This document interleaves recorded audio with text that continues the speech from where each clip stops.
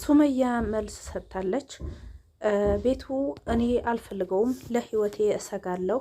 አዩ ያለችበትን ቀርቤ መኖር አልፈልግም። እንኳን ለኔ ላንተም ያሰጋኛል። ቤቱ ከፈለክ በራስህ ከፈለክም ደግሞ የፈለክን አድርገው። እስካሁንም በስሟ አዙረህላት ሊሆን ይችላል። ከፈለክም በስሟ አድርገው። እኔ ህይወቴን አደጋ ላይ አልጥልም፣ እሷን ያለችበት አልቀርብም ብላለች። እንደዚሁንም ደግሞ እንግዲህ ዛሬ የሱመያ ቤት እንግዲህ መልስ ሰጥታኛለች። አልፈልገውም ብላኛለች እና ላዩ በስሟ ተደርገዋል ብሎ ሰይድም ለቀዋል ማለት ነው። እንግዲህ የፉክክር ቤት ሳይዘጋ ያድራል እንደሚባለው ነው እየሆነ ያለው ማለት ነው።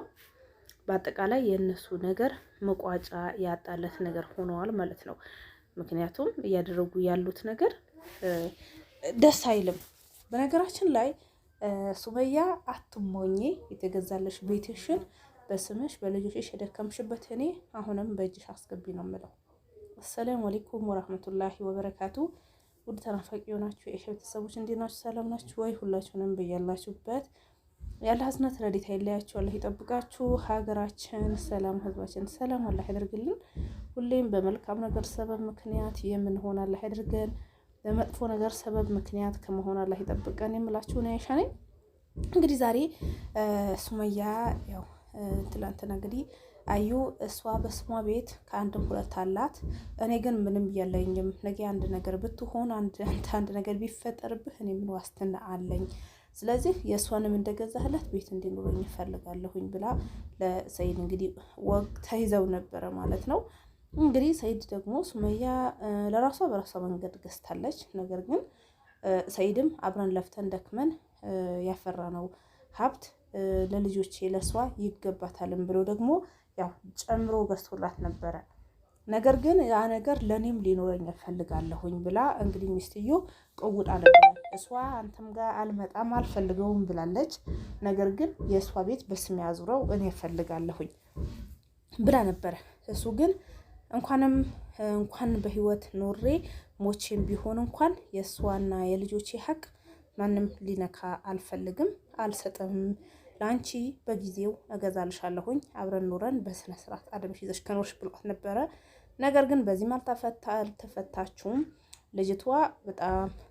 ሌላው ደግሞ ሱመያ የምትልን መስማት እፈልጋለሁ። ሱመያ በስምሽ ላዙረው ለአንቺ ገዝቼልሻለሁኝ፣ ነገር ግን ነይ ቅረቢ ብሎ ጥያቄ ያቀረበላት መልስሽ እጠብቃለሁ ብሎ ጥያቄ ባቀረበላት መሰረት ሱመያ ግን ወጥታ እኔ ቤቱ እስካሁንም በስሙ አዙረኸው ሊሆን ይችላል፣ ካላዞርኩም የፈለግከው መድረክ ትችላለህ፣ አልፈልግም፣ እኔ እሷን ወዳለችበት ልጆቼን ይዤ አልመጣም፣ እፈራታለሁ። ልጅቷ በንግግር አታምንም፣ በዱላ እንጂ ሁሌም መደባደብ ነው። ንግግር የሚባል ነገር አታውቅም፣ አደብ የላትም፣ ስርዓት የላትም እና እኔ ጤነኛማ አትመስለኝም። ለዛ ልጆች ያጠፋሉ፣ ልጆች ብዙ ነገር ያደርጋሉ እና ተሳስቶ እንኳን ልጆቼ ቢያጠፉ እኔ ለሷ አፈራታለሁኝ። ከአንተ ታርቄ ከመጣው ደግሞ ከሷ መቀራረቢያ አይቀርምና ስለዚህ እኔ ካንተ መታረቅ አልፈልግም። እስካሁንም አለመታረቄ በጣም ደስተኛ ነኝ። የልጆቼ አባት ነህና ክፉ ሊደርስብህ አልፈልግም። ለአንተ እፈራልሃለሁ፣ ራስህ ጠብቅ። በሆነ ነገር ያስፈራራችህ በሆነ ባልሆነው ነገር በዚህ መልካ ጨርንቃ ይዛህ ይሄን ያክል ሰላም ነስታሃለች። ስለዚህ እኔ ሰላሜን አግኝቼ ነው መኖር የምፈልገው፣ ለራሴ ለልጆቼ የምኖርበትና ኢትዮጵያንም እኔንም እየሰራሁ በራሴን እተዳደራለሁ፣ አልፈልገውም ብላለች። እንግዲህ ልጅቷ በ15 ቀን እንኳን አንድ ነገር ብትሆነስ ብላ ነው ያለችው ማለት ነው አዩ የምንላት። ነገር ግን በ15 ምን ልታረገው ነው እንዲህ ልትል የቻለችው? ምን ልትሰራው ነው ብላ እንግዲህ በጣም አሳስበዋታል ማለት ነው ሱመያ ማለት ነው። የእሱ ነገር ማለት ነው። ምክንያቱም እጅግ በጣም የማይወጣበት ነገር ውስጥ እንደገባ ነው የተረዳችው። ስለዚህ ከሱ መታረቅ እንኳን ብትፈልግ አዩን ፈርታታለች ማለት ነው። ምክንያቱም ልጅቷ ጤነኛ አትመስለኝም ነው የምትለው። ነገር ግን ልጅቷ በጣም ጥቅመኛ ናት አዩ።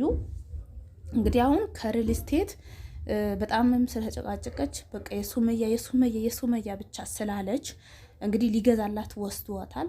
አሁን ያለው አንድ መኝታ ነው። አንድ መኝታ ስትባል አንድ መኝታ ያንተ ቤተሰብ ይመጣል፣ የኔ ቤተሰብ ይመጣል፣ የኔም ያንተን ቤተሰብ እንኳን ባይመጣ አንድ መኝታ እኔ አልፈልግም። የምፈልገው ሌላ ትልቅ 2 መኝታ 3 መኝታ ነው የምፈልገው ብላ እንግዲህ በጣም ግግም ብላለች። አሁን እንግዛው ለወደፊት ይሄ እንደማስታገሻ ወይም ደግሞ እንደ ላንቺም እንደምገዛልሽ አይነት ነገር ተረጂውና ወደፊት ከፍ አድርጌ እገዛልሻለሁኝ ሲኖር ብሎ ሲላት እንኳን ሞቼ ይገኛለሁ አልፈልግም፣ ሙሉውን ከፍለህ ሙሉውን ገዝተህልኝ እንዴት ሄድ ነው የምፈልገው ብላ ግግም ብላለች ማለት ነው። እጅግ በጣም የሚያስጠላ በቃ የሆነ ይሄ ትዳር አለማትሉት እጅግ ጥቅመኛ የሚያስጠላ የሆነ ነገር ማለት ነው። በቃ እኔ እንጃ ብዙዎቹ እንደውም ሰይድ አሁንስ አበዛው፣ አሁንስ በጣም አስጠላበት። አንፎሎ ሰብስክራይብን በቃ ሰብስክራይብ ያደረጋችሁ ለምን አትወጡም? የሰውየው ለምን እንከታተለዋለን?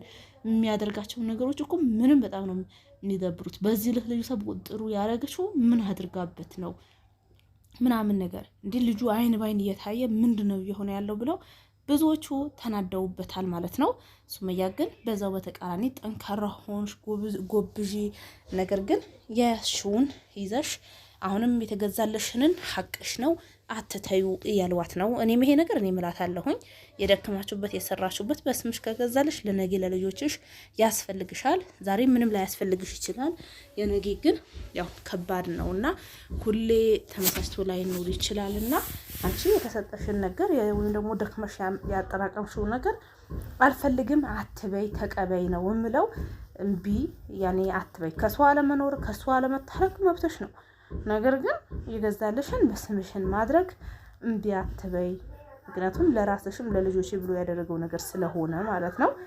እና ይሄ ይመስላል እንግዲህ የእነሱ ነገር መቋጫ የለውም።